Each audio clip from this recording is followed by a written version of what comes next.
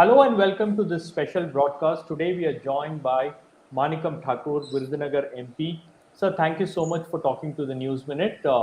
So the statement that was made by BJP chief JP Nadda while visiting Madurai, he said that 95% work of Madurai AIIMS is already done, and it's expected to be inaugurated by the Prime Minister. So you did a status check on the same. So what did you find, and why did JP Nadda made that claim in the first place? Thank you. The AIIMS story is little complicated in Tamil Nadu. It has been people's issue, and particularly everybody knows in Tamil Nadu that AIIMS is a subject for discussion for long now.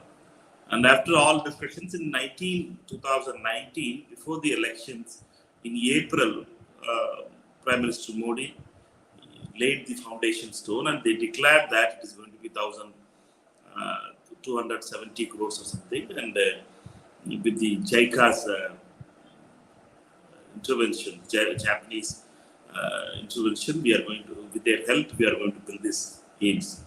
This is the first AIIMS in India itself, which is completely funded by the Japanese institution, which all others are budgeted institutions, budgeted AIIMS. For example, every other AIIMS is in the budget allocated from the health ministry. This is the only AIIMS which we are taking soft loan from Japan. With that in the background, in that time, Mr. JP Nadda was the health minister. The interesting fact is that Mr. JP Nadda has been a health minister when these developments took, and the previous government also, he was the health minister when the allocation, when they laid the stone on, foundation stone also. But after 3 years now, suddenly yesterday he announced that in a Madurai meet, he told to the eminent personalities that 95% of work is completed, and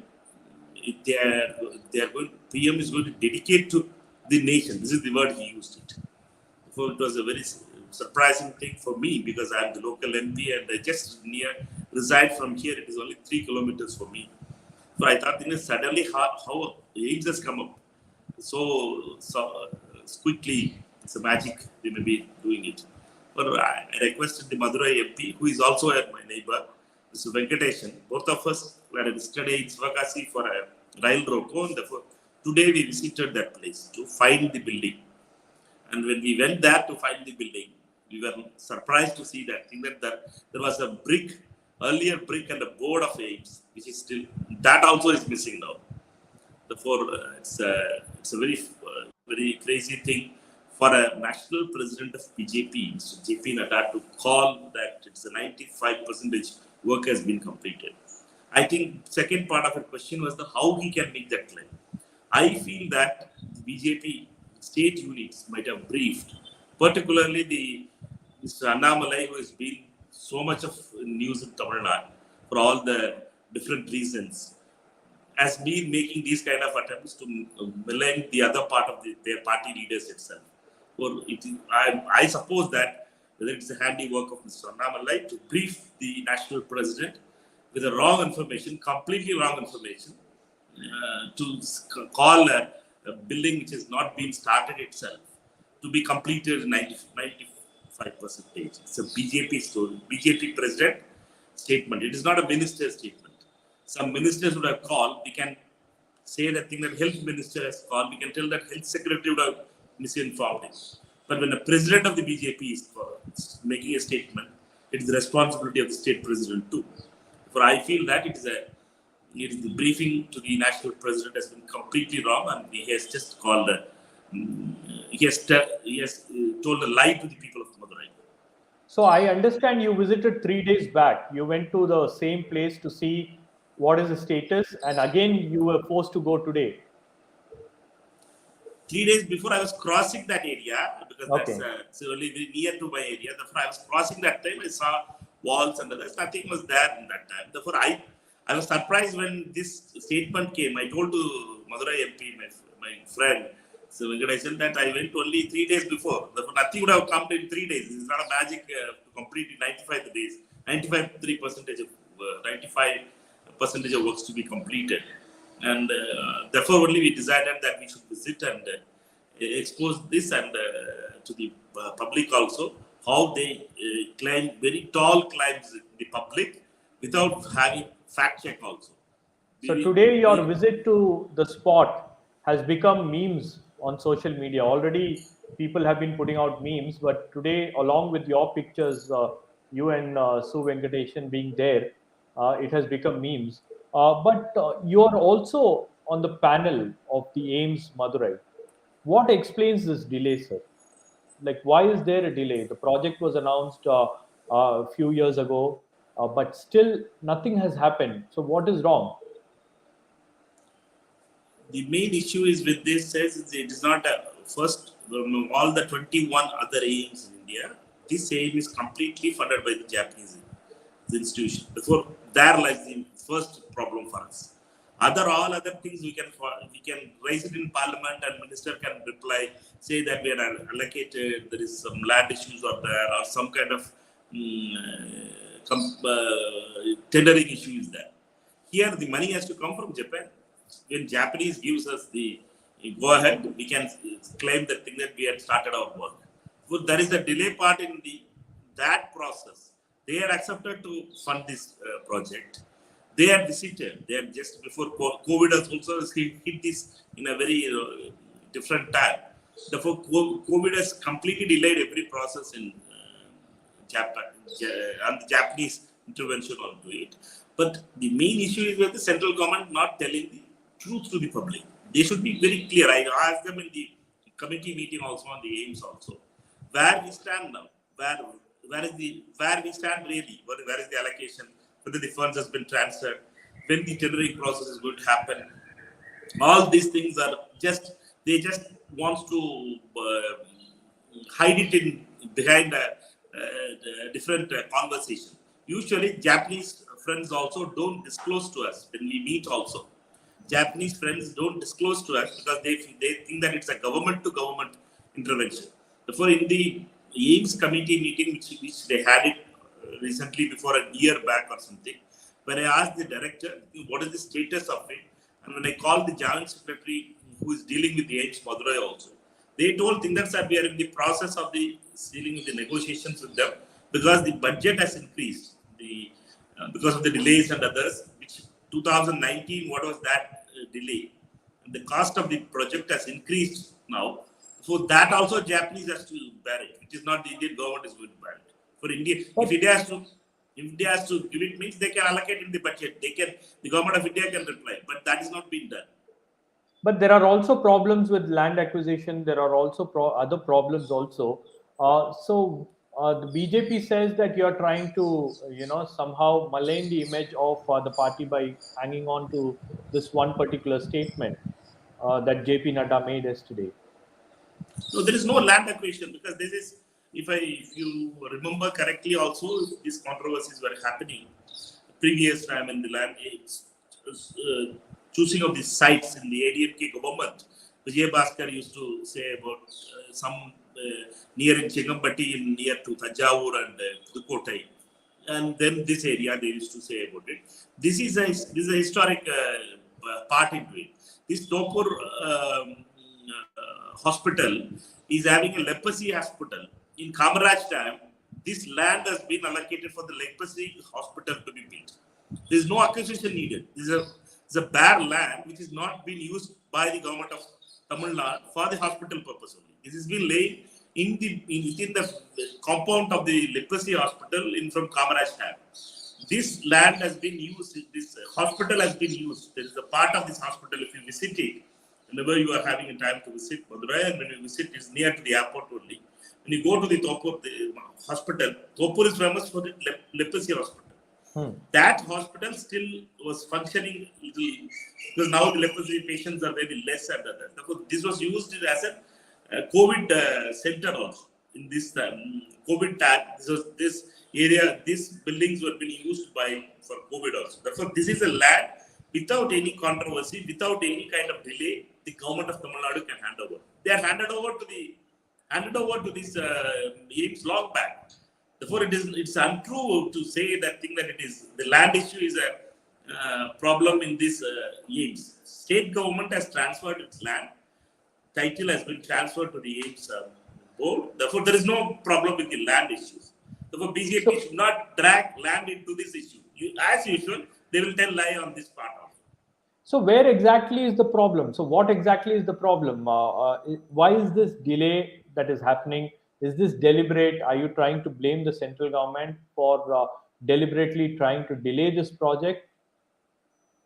This is when we speak to the officials unofficially of the record in the Central Union Ministry.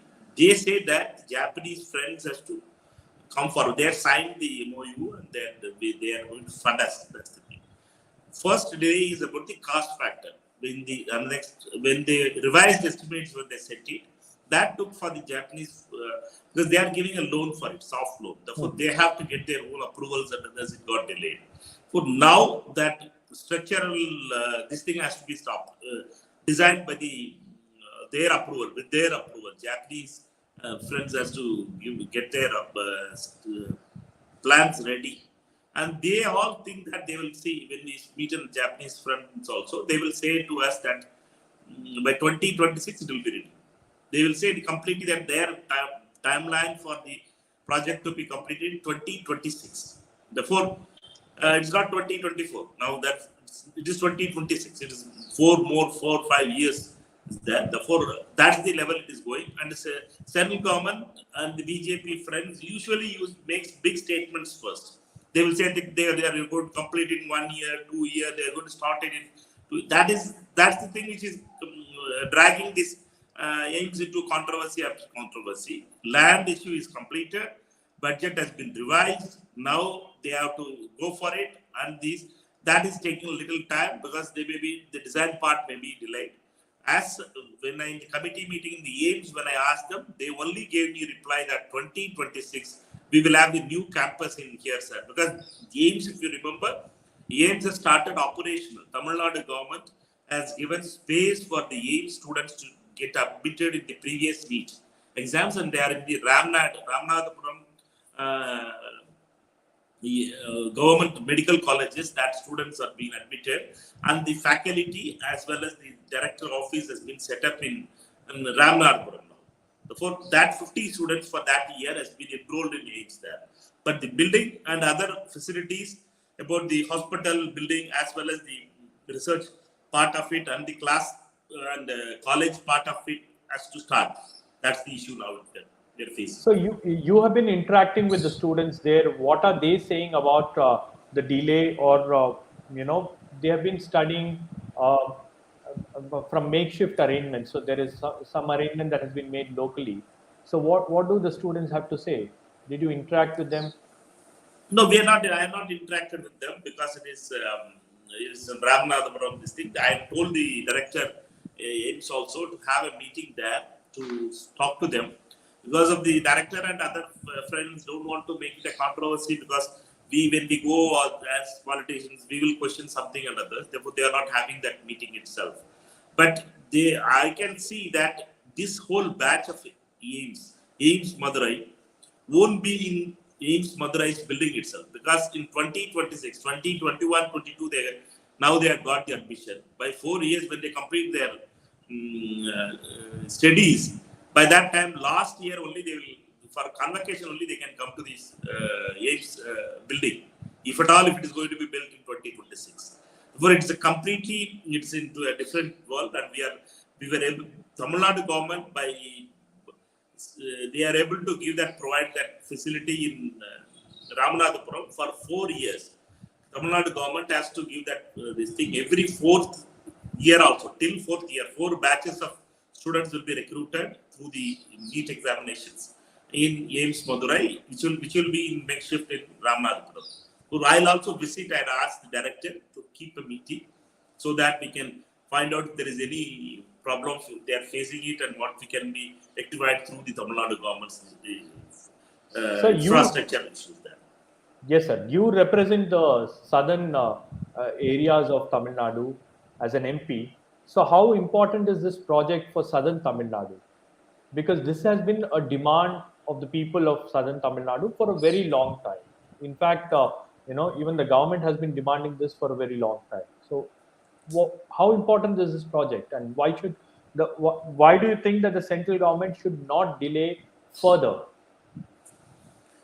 Yeah, Tamil Nadu and particularly Madurai has the potential to become a health hub itself, and it has its own important sources into it. Madurai Medical College is a well-known, reputed college after Madras Medical College as well as BMC. These institutions add lot of reputed doctors into the system in Madurai and southern districts. In 2008, 9, 7, 8, there was a movement by the local people around Madurai and Virudhunagar and other areas, Tenis and others, that Madurai needs a better facility on a government institution, central government institution is needed. Therefore, Mr. Anbumani Ramadas in first UPA laid the foundation stone for a super speciality hospital. It is not called as AIIMS in that time. They called it as super speciality hospital with a allocation of 250 crores or something in the same place. Topur was second. The second foundation stone. First foundation stone is there. First is with Kamaraj, when that leprosy this thing is there, when the hospital was built. Second, Mr. Anbumani Ramdas has laid that foundation. When Ghulam Nabi Azad was the health minister, when I was first time elected into this constituency, we had a signature campaign demanding for the AIIMS to be started in Madurai. And that built up, and we got it after 10 years of our struggle towards having AIIMS institution here. Therefore, it is a long struggle for South Tamil Nadu, as you asked for it, because Madurai's location is a very important thing. And it does add institutions, medical institutions, it lacks in the southern districts, we lack medical facilities. We have to go to Chennai for everything and others, or to the other parts of the country. But Madurai is able to develop through the Madurai Medical College, well-known doctors, reputed doctors are there. For this institution, an AIIMS will make Madurai a medical hub like Chennai, which is being used by across India, across South Asia. Patients comes to Chennai. So Madurai has potential to become a health hub also. Therefore, only we've been all the elected representatives, whichever party we are there, we all come together and demand about Madurai AIIMS, because Madurai AIIMS has become a people's movement now, and the delays are causing a lot of problem with the people, and the central government should come out clearly. They should be. My worry, I had asked the health minister, Mansukh, also in the previous meeting, also kindly tell the truth. Let us not delay. People are believing. We started to suspect our words. Because when we say that 2026 is our deadline, let us come that 24 it will happen, 23 this will happen. Let us tell truth to people. Let us not tell them that it will one day it will come. The waves is started, no problem is that. That words not will solve, because people are attached emotionally to AIIMS. I hope that central government makes right statements, give right information to the people of Tamil Nadu, particularly the southern districts of Tamil Nadu. Okay. I just want you to answer two more questions. One is related to the Bharat Jodo Yatra. How has been the yatra so far? The kind of response that Rahul Gandhi is getting in the southern parts of the country. It's only Kerala for now. What has been the response so far? What has been the learning, or what have you found in this yatra? We were able to, in first 3 days in Tamil Nadu, we were able to see directly how people are responding. Then I was able to join in the Arappala and then to the Kochi, these things. And the day before yesterday, I came back from when he reached Kochi. Therefore, the response has been spontaneous. And this is a positive factor of it, that people, and Mr. Gandhi is not speaking about any other political things. He's speaking about love and affection and brotherhood, and he's speaking against. He is saying that we need to stop this hate politics. For people are having, there is a hope part into it. There is not a fear part into it. There's a hope part into it. So the politics of hope is coming back in the ground. We can see it, and Mr. Gandhi is able to respond in a very positive way. And he is able to. The other Yatris are suffering because of their health issues and others, because many of them are has to walk. This 25 kilometers a day is not a joke for them, but Mr. Gandhi is not that much worried, because he has a habit of running for around 25 kilometers every day as a jogger. Therefore, that issue is not with him.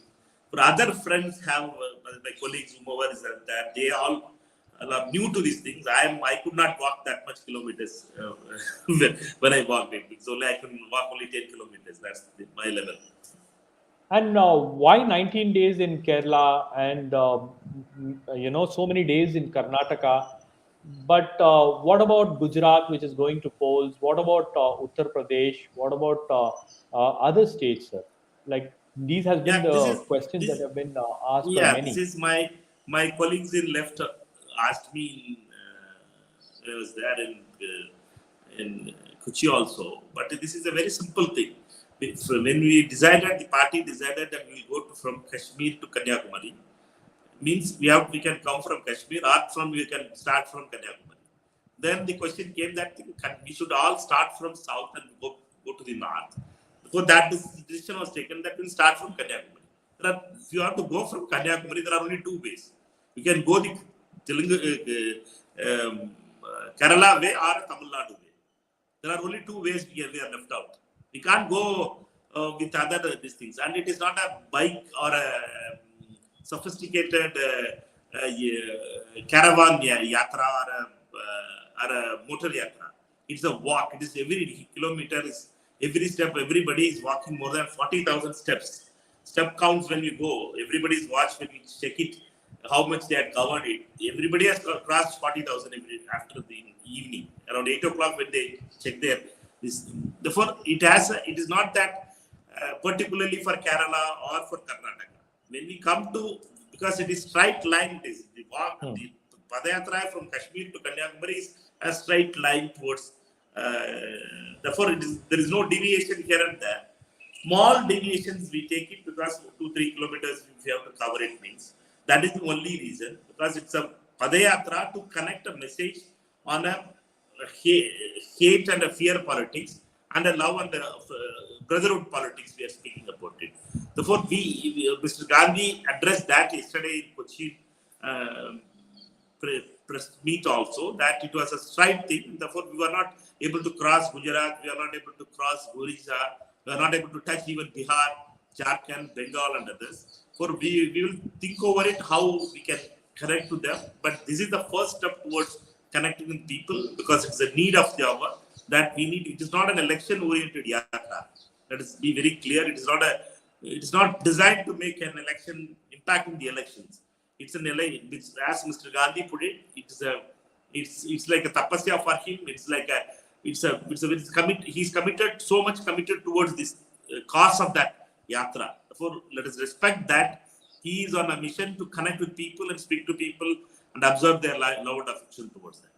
Okay, there is also one more yatra that is expected to happen in Tamil Nadu, which is the RSS march.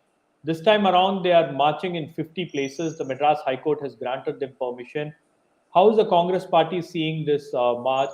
Because between 2003 to 2016, or at least 2017, they were unable to, conduct these route marches or drill marches in Tamil Nadu. Just for the very first time, at 50 places, they are conducting marches, and the number is only expanding. The growth of RSS has been expanding, is what the organization says. So, how do you see these marches happening in different places? We respect the verdict of the Supreme High Court, but it is very unfortunate as a student of politics as well as a common person in Tamil Nadu, because we never have this friction of religious identity frictions in the ground level. RSS has been trying to spread this venom for long. They have been doing it for 100 years in India, and Tamil Nadu they have been doing it they are trying to do it, but both the Dravidian parties and other parties is not allowed that space to observe that thing. And the RSS doesn't preach brotherhood or love or affection. They only spread venom. They only spread hate. This superiority of one person, the other. That is going to be the main thing. When Mr. Gandhi is going on a Bharat Jodo, RSS will march towards the Bharat Jodo Yatra, which will divide people on religious lines, question other people's beliefs, question other people's food habits, question other people's dress habits. This is the problem with RSS. It's very unfortunate that this is happening in Tamil Nadu, but we all hope that Tamil Nadu will not be. Tamil Nadu is a land where Periyar and Bharatiyar and Bharatidasan and other stalwarts has planted good things in the ground. Therefore, this kind of weeds will also be stopped by the good plants which are all there in the ground, I suppose. And we in Tamil Nadu should not accept the ideology as well as the stories which the RSS, particularly the RSS people who speaks sweet language but spread venom and suspicion in the other people's faith and food and language. Therefore, let us. My appeal to the Tamil Nadu friends will be that let us keep RSS out of the Tamil Nadu map and let us be united and let us live together as Tamils and Indians as together, as brothers and sisters. We had all done in the past also. So you mentioned that Rahul Gandhi's Bharat Jodo Yatra is happening in one place to unite people. On the other hand, RSS is going on a route march and they divide people. But our RSS chief is also visiting madrasas. He's also visiting mosques and imams. There is a massive Muslim outreach program that the RSS has been carrying out. So, what do you have to say about that? These photo ops are good, but their curriculum, what they speak in Shaka, if you go to the, if you listen to their words, what they speak about the other beliefs, is totally, completely, they are the people who grow this thinking in the ground. They are only spreading this venom. They are only spreading the hate towards other people. Each one of their other religions, any kind of activity they question. They visiting madrasas, visiting imams, visiting some bishop is not going to solve it. This is going to be because you are spreading. You speak about your religion. You speak about your beliefs. That's a different thing. But spreading venom about other religion, other faith, other languages, other food cultures, other person's dress. All this happens because of RSS. No other religion, no other organization, no other any kind of organization preaches or spreads venom like this. RSS does it. They mix with sweet and they spread venom. They mixes. They doesn't say. They will say nationalism. They will say that Bharat Mata ki jai. And they will say that India is united. They will say that India is a big country. India has a culture. India has a. These are all mixing with a sweet hate and venom being mixed in a sweet way, and you are being given that sweet under this. That we have to be careful. Tamil Nadu needs to be careful. Tamil Nadu has always kept RSS away, and I all hope that we will continue to keep these RSS guys away from us. Okay, before I let you go, one last question. Is Rahul Gandhi ready to take over the leadership of the Congress party? The election notification is out. Has he made up his mind? Have you spoken to him? Like, is he ready? He has made it very clear in 2019 that when his resignation, after resignation, when I met him also, he told the same thing. That the same thing he told day before yesterday when I met him in Kochi also. That he is not going to take up, and he told him that this is not my cup of tea itself. I will be there with people. Whatever the party tells, I'll do. I'll not run away from this part. I'll fight the RSS and the ideological part of it. We will all be there. All be there in that fight. I'll not leave and run away from anywhere. I'll be with the ground only. Let somebody else be the Congress president. That is his view, and he has been very clear. He has been consistent. We are being pleading, and we thought that people will elect you, what you will do when PCC members want. That day also I told, when Tamil Nadu PCC had passed a resolution, how you can reject this people's voice and others. He told that all voice and others are okay for me. But I am convinced that I should have a larger responsibility of fighting the RSS and other organizations because they are spreading venom in the ground, and that fight is more important than this kind of political parts which we are taking it. And whatever party asks me to do, I'll do it. And he has made it very clear that he is not going to be president. And I suppose Mr. Ashok Gehlot is going to file the nomination, and other friends we hear that Mr. Shashi Tharoor and others are going to also file. Congress party wants it's a democratic organization. Everybody has the right to fight elections, and we will have a good, a decent election, I suppose. If the election happens, and the results will be announced in the 19th of October. We are ready. We are now ready for a president who is not from among the Gandhis. So, is Congress ready? Then the question is the Congress party ready to work under a non-Gandhi president, like party workers like you, leaders like you? Are you ready to work under a non-Gandhi leadership in the Congress party? No, it's a larger part, as Mr. Gandhi has been saying to us. The larger conversation happened when Mr. Amit Shah arrested all of the MPs in Delhi, and they put together as on the price rise when we sat. Around 60 MPs sat together, and they all asked him only one question: to take over the presidency. And then he explained very clearly that what are the priorities, what are the fights we have to have it. We have to the ideological part into it, how the institutions are captured. RSS has captured the institutions in every level, judiciary.